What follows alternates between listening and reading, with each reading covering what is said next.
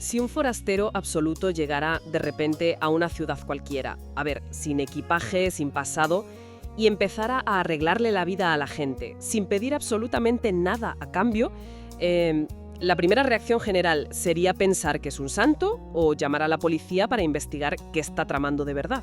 Bueno, teniendo en cuenta cómo funciona la sociedad hoy en día, yo me atrevería a decir que la inmensa mayoría desconfiaría al instante. O sea, es inevitable. La generosidad extrema, sin un motivo claro, nos resulta profundamente sospechosa. Nos saltan todas las alarmas. Totalmente de acuerdo. Y precisamente esa tensión, esa desconfianza tan visceral hacia lo inexplicable, es el motor del análisis a fondo de hoy. Eso es. Vamos a explorar unos apuntes fascinantes sobre una historia titulada El Encuentro. Es un relato extraído de la serie de audios Relatos del Guardián del Num. Una serie muy interesante, por cierto. Sí, muchísimo. Los materiales de origen nos trasladan a un pueblecito llamado Arabí y concretamente a una residencia de ancianos bastante deprimente llamada Havencrest. Deprimente se queda corto, la verdad. Ya te digo. La misión que tenemos hoy es desgranar cómo el autor utiliza la figura de este extraño para desalmar nuestro escepticismo moderno. Veremos cómo choca de frente contra un sistema que, básicamente, ha decidido aparcar a sus mayores y olvidarse de ellos. Es que el planteamiento narrativo pone sobre la mesa un contraste que es brillante. Por un lado tenemos a este individuo, que se hace llamar Jonathan, y por otro un entorno hipertransaccional, donde todo tiene un precio. Claro, el dinero manda. Exacto. De hecho, la propia llegada de Jonathan establece esta regla del juego desde el minuto 1. Vemos a Jonathan caminando por una carretera secundaria infinita, con mucho cuidado de no mancharse los zapatos, lo cual ya es un detalle curioso. Y entonces una furgoneta se detiene. La conduce un hombre mayor llamado Click. Y lo que ocurre ahí en la cuneta es clave, ojo con esto.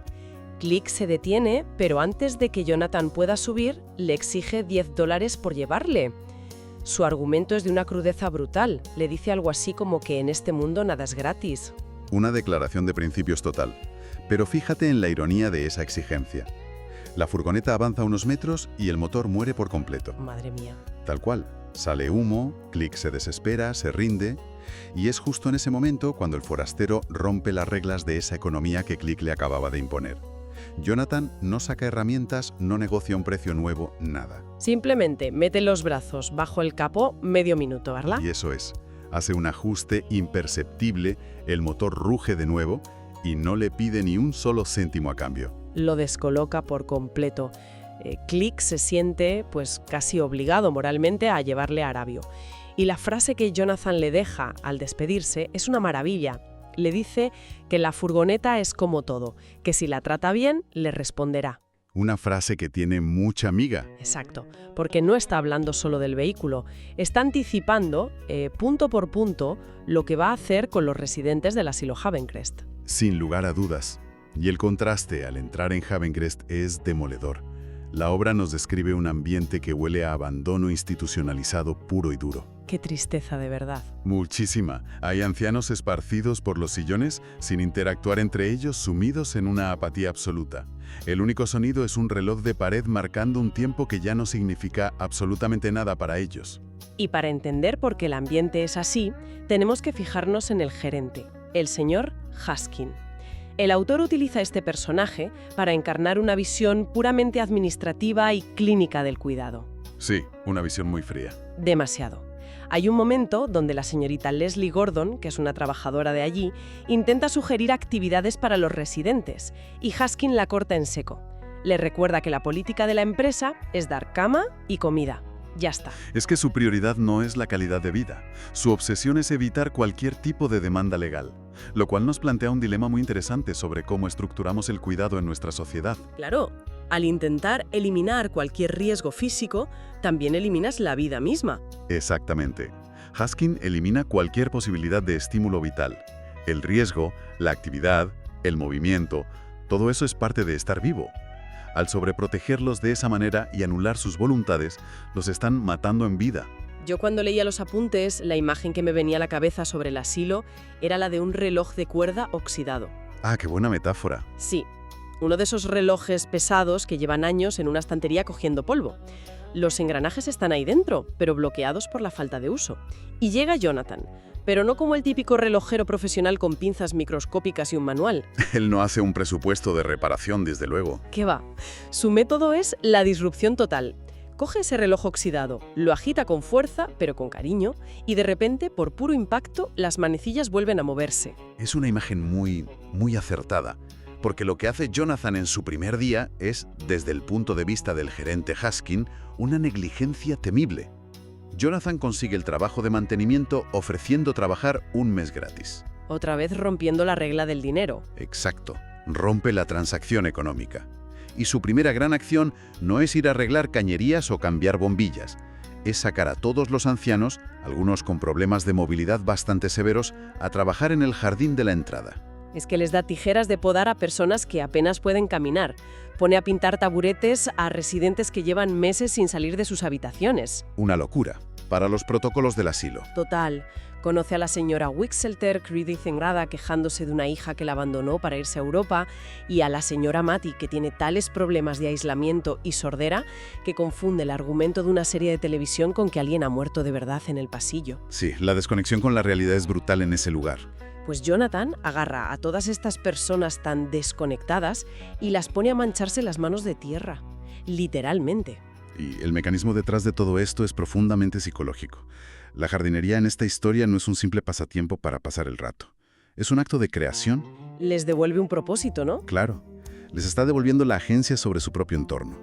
Cuando plantas una semilla o cuidas una flor, tienes un motivo real para levantarte al día siguiente y ver si ha crecido. Les da una responsabilidad pequeña que cortocircuita esa rutina de apatía. Pero claro, este nivel de vitalidad repentina, este cambio casi milagroso en el asilo, tiene que chocar inevitablemente con el mundo real, con el cinismo de fuera. Y aquí es donde la historia da un giro espectacular, porque entra en escena Mark, el hermano de Leslie. El personaje de Mark es vital para darle credibilidad al relato. Estamos hablando de un ex policía corpulento, en la 50, que fue despedido por abuso de fuerza, vive con su hermana, tiene problemas serios con el alcohol y destila un cinismo casi tóxico. Es el ancla de la realidad en toda esta historia, básicamente. Totalmente. Él es el contrapunto escéptico frente a todos los eventos inexplicables que empiezan a ocurrir a su alrededor. Y a ver, yo aquí tengo que romper una lanza a favor de Mark. Porque muchas veces, en este tipo de historias, el escéptico es el típico gruñón irracional al que nadie soporta. Pero la reacción de Mark ante Jonathan me parece la única respuesta sensata. Hombre, es que si lo piensas fríamente, tiene toda la razón del mundo en desconfiar. Claro, un tipo sin pasado aparece de la nada, trabaja gratis, revoluciona un asilo y encima le regala unas bicicletas a Leslie sacadas de quién sabe dónde. Lo normal es que Mark sospeche de inmediato que es un estafador. Es que Mark necesita pruebas tangibles. Su visión del mundo está muy moldeada por años de patrullar las calles, de ver los peores instintos del ser humano. Para él nadie hace nada a cambio de nada. La presencia de este forastero desafía su sistema de creencias más básico. Y esa fricción mental escala muy rápido a lo físico en una escena brutal en el bar Rex. Sí, la escena del bar es un punto de inflexión. Mark está borracho, se pone violento y se mete en una pelea de la que obviamente no puede salir bien parado. Y entonces aparece Jonathan de la nada. Y lo fascinante es cómo interviene, porque no es la típica pelea de película de acción. ¿Qué va? Jonathan recibe un puñetazo directo a la cara y no se inmuta lo más mínimo. Es como si le dieran a un muro de hormigón. Y luego, con una fuerza que es completamente anormal, levanta a los agresores y los lanza por los aires. Esa demostración de fuerza sobrehumana es el detonante definitivo para Mark. Ahí se da cuenta de que ya no estamos hablando de un jardinero peculiar o un tipo sospechosamente amable. Estamos ante una anomalía física. Y eso nos lleva a una de las secuencias más tensas y mejor construidas de la historia. La investigación del apartamento. Es una genialidad narrativa, de verdad. Absolutamente. Mientras Jonathan cena en casa con Leslie, Mark, movido por esa paranoia policial suya, se cuela a escondidas en el apartamento del forastero con una linterna. ¿Y qué es lo que encuentra? En la más absoluta nada. Nada de nada. Armarios vacíos. Ni un triste cepillo de dientes en el baño. Y el detalle culminante es la nevera. Abre la nevera y está impoluta, vacía, casi parece desenchufada. No hay ni rastro de vida en esa casa. Es una invasión de la intimidad que se vuelve en contra del invasor, ¿sabes? Mark entra buscando pruebas de un fraude, de un delito, y encuentra un vacío que le da muchísimo vértigo. Y entonces entra Jonathan, va directo a la cocina, abre esa misma nevera que Mark acaba de comprobar con sus propios ojos que está vacía, mete la mano y saca un bote de nata líquida para los postres de la cena. Es alucinante. Mark sale de su escondite, aterrado. Bloquea la puerta y amenaza con llamar a la policía ahora mismo. Y es en ese momento de máxima tensión cuando Jonathan suelta la confesión más casual y tranquila del mundo. Le dice textualmente que su jefe es Dios, que es un ángel y que como es novato comete errores. Y lo que hace que esta revelación funcione tan bien es precisamente la trivialidad del objeto. O sea, si Jonathan hubiera sacado un lingote de oro de esa nevera, la escena parecería de un cuento de hadas. O de alta fantasía, claro. Exacto. Pero materializar un vulgar bote de nata líquida ancla el milagro en lo hipercotidiano. Rompe las leyes de la física simplemente para solucionar un problemilla doméstico de un postre. Esa desproporción es lo que de verdad aterra a Mark. Totalmente. Bueno, lo aterra y lo deja completamente sin argumentos. Pero hay una cosa que a mí me desconcierta y creo que es una duda muy razonable al analizar todo esto. Si este individuo tiene la capacidad de desafiar la realidad para sacar un bote de nata, ¿por qué los problemas graves que vienen a continuación no se solucionan con un chasquito de dedos? Ahí está el kit de la cuestión. Porque justo después de esta gran confesión, la trama nos lanza un problema monumental y puramente terrenal. Te refieres a la venta del asilo, Car. El autor introduce aquí un conflicto estructural muy potente. El gerente Haskin anuncia que el dueño de la instalación, el magnate Sinclair, va a vender el terreno a una constructora. Las excavadoras van a entrar y los ancianos van a ser dispersados o a saber dónde acaban. Exacto. Y la historia enmarca este conflicto como un choque directo entre la intervención de este ángel novato, Jonathan, y las maquinarias financieras más implacables del mundo moderno. Jonathan decide ir a la ciudad, sube a un rascacielos enorme y acristalado y entra en el despacho del mismísimo señor Sinclair. Y la dinámica en ese despacho es de una sutileza tremenda. El texto utiliza a Sinclair para representar un sistema económico donde las personas son simples números en una hoja de cálculo. No es que Sinclair sea un villano de dibujos animados o un sádico. Para nada. Es que opera bajo una lógica donde el sentimentalismo es un error contable. Sin embargo, Jonathan no ataca sus finanzas, sino que ataca su memoria. Le llama Cavi. Un detalle demoledor. Demoledor. Porque era un apodo de su juventud, que solo conocía a su antiguo amor ya fallecido, Allison Drake. Y Jonathan le revela cosas que nadie vivo podría saber. Le dice que ella nunca se casó, que siempre lo estuvo esperando. Es un misil directo a la línea de flotación emocional del magnate. Por un segundo puedes ver cómo la coraza de Sinclair se agrieta. Pero el peso de la institución que representa Sinclair es mucho más fuerte que ese instante de vulnerabilidad. A pesar del shock emocional evidente, el hombre se recompone. Se escuda en la típica excusa de que los negocios son los negocios y le da a Jonathan un ultimátum imposible. Imposible es poco. Le da hasta las 6 de la mañana del día siguiente para poner sobre la mesa $116.000 si quieres salvar Havencrest. Y aquí volvemos a tu duda de antes. El ángel necesita $116.000. Ya hemos visto que puede materializar un bote de nata de la nada. ¿Por qué no abre un cajón del despacho y saca fajos de billetes? ¿Por qué la historia no permite esa salida mágica y fácil? ¿Eso es lo que yo me preguntaba todo el rato? Pues porque anularía las reglas del universo que el autor ha construido con tanto cuidado. Jonathan le explica a Mark en un momento dado que él es, al fin y al cabo, un empleado de bajo nivel. Solo puede hacer lo que su jefe, con mayúsculas, autoriza. O sea, que tiene límites operativos. Exacto. Los milagros a gran escala, como alterar la economía o imprimir dinero de la nada, parecen estar completamente fuera de su jurisdicción celestial. Tienen que buscar una solución dentro del marco de las reglas humanas. Y tela con la solución humana que encuentran, porque es cuestionable cuanto menos. Ya te digo, es una locura. Deciden reunir todas las pensiones de los ancianos, más los ahorros que le quedan a Mark, y jugárselo absolutamente todo en el hipódromo local. Se van a las apuestas de caballos. El destino de decenas de personas mayores depende de que un ángel tenga una supuesta inspiración divina para elegir un caballo ganador. Es el momento más absurdo y a la vez el más tenso de todo el relato. La narrativa nos lleva deliberadamente a este cuello de botella, moral y lógico. Están apostándolo todo. el dinero de su supervivencia, en un sistema diseñado para que la banca siempre gane. La escena en el hipódromo es un caos maravilloso. Los ancianos están emocionados, el ambiente está cargadísimo de humo y de tensión. Jonathan cierra los ojos, busca esa conexión celestial con sus superiores y elige el caballo número 5. Y Mark mira el programa de carreras y la ironía es monumental. Es buenísimo. El caballo número 5 se llama Diablo. Un nombre cargadísimo de simbolismo que ya te presagia que las cosas no van a salir según el plan divino que ellos esperaban. Totalmente. Empieza la carrera. El caballo número 5 va en cabeza. Todo parece ir sobre ruedas. La intervención milagrosa está funcionando a la perfección. Hasta la recta final. El caballo número 6 acelera de repente, cruzan la meta casi a la vez y la foto finish confirma el desastre. Un palo tremendo. El número 6 es el ganador. Jonathan, el mismísimo ángel, ha apostado al caballo equivocado. Ha perdido todo el dinero de los ancianos. La desolación en esa escena se puede palpar. Jonathan no entiende que ha fallado en su comunicación con los de arriba. Se siente como un completo fraude. Pero la genialidad de esta secuencia no reside en la carrera en sí, sino en lo que ocurre a los pies de las gradas, en la basura humana que dejan los apostadores, por así decirlo. Ojo con esto, porque es el gran giro. Mark, lleno de furia y desesperación, va a tirar a la papelera los billetes de apuestas que había comprado un rato antes el señor Sin, que es uno de los ancianos más elegantes del grupo. Mark mira los billetes arrugados y se queda paralizado.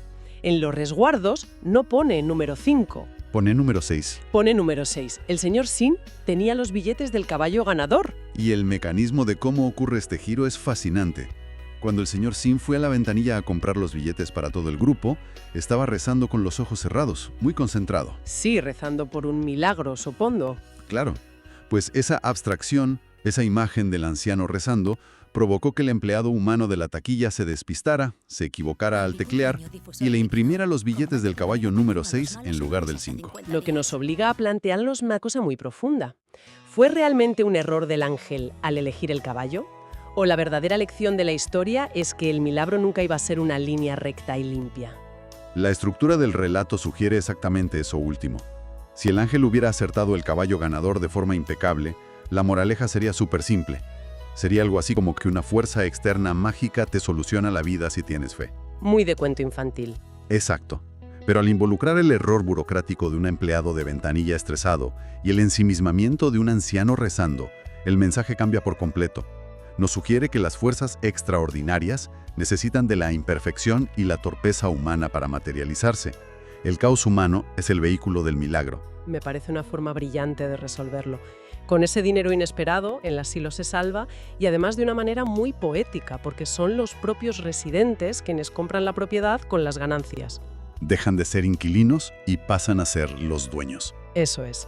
Y hay un momento súper catártico donde el señor Sin se pone su sombrero frente al estricto gerente Haskin y le deja las cosas clarísimas. Le dice que a partir de ahora las reglas del juego cambien, que habrá barbacoas, que habrá mascotas y que habrá vida en ese lugar. ¡Qué maravilla! Y lo celebran con una gran fiesta en los jardines.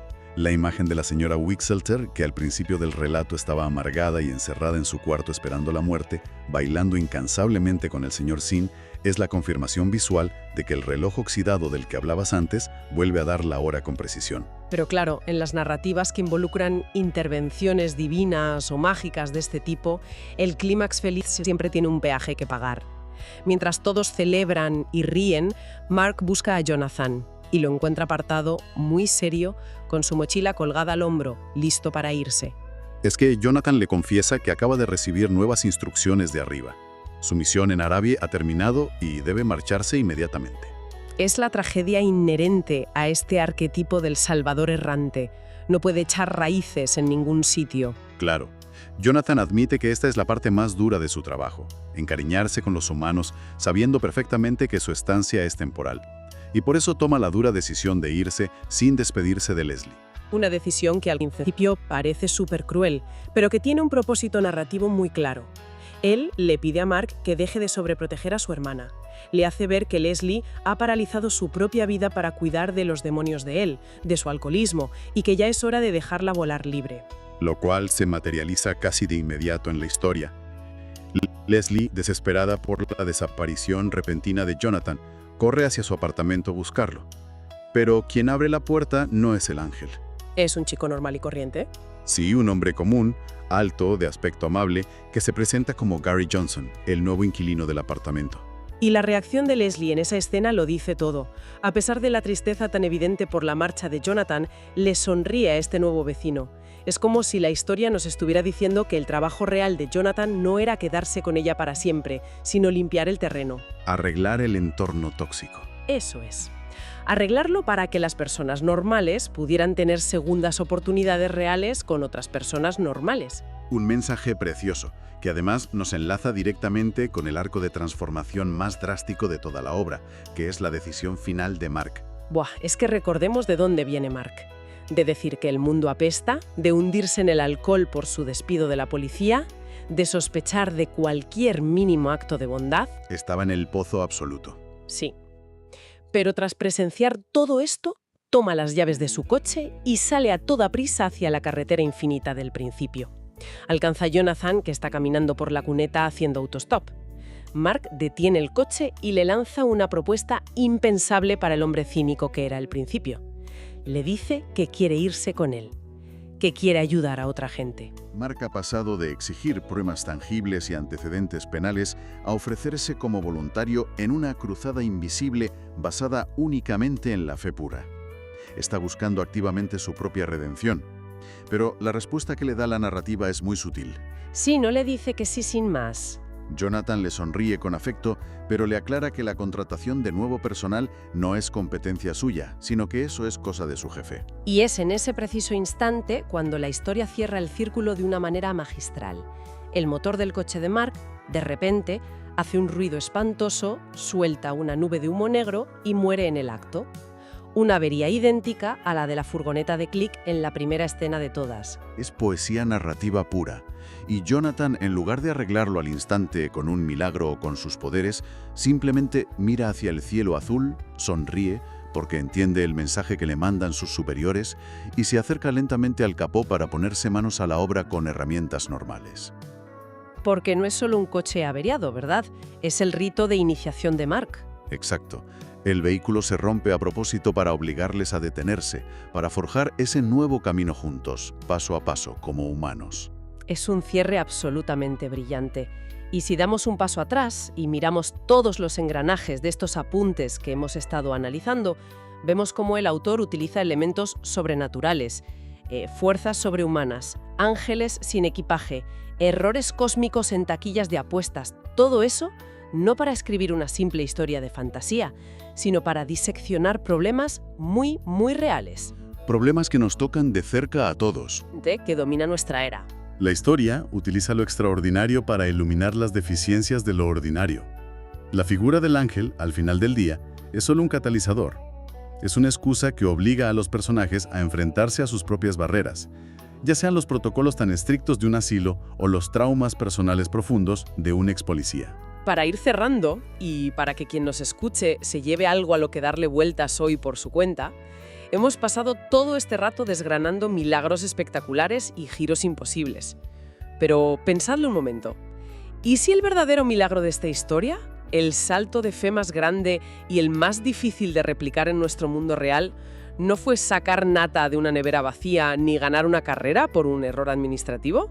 Es una buena pregunta. ¿Y si el milagro real fue el simple hecho de que, en una sociedad tan obsesionada con la productividad y la velocidad, alguien se detuvo el tiempo suficiente para mirar a los ojos y escuchar de verdad a un grupo de ancianos a los que el resto del mundo ya había dado por amortizados? Qué gran reflexión. Quizá la verdadera lección de Heaven Crest es que todos tenemos a nuestro alrededor relojes oxidados esperando. Y no esperan a un ángel que caiga del cielo, sino a alguien con la voluntad de sacudirlos un poco para que vuelvan a marcar el tiempo. Ha sido un análisis verdaderamente revelador. Nos encontramos en la próxima inmersión.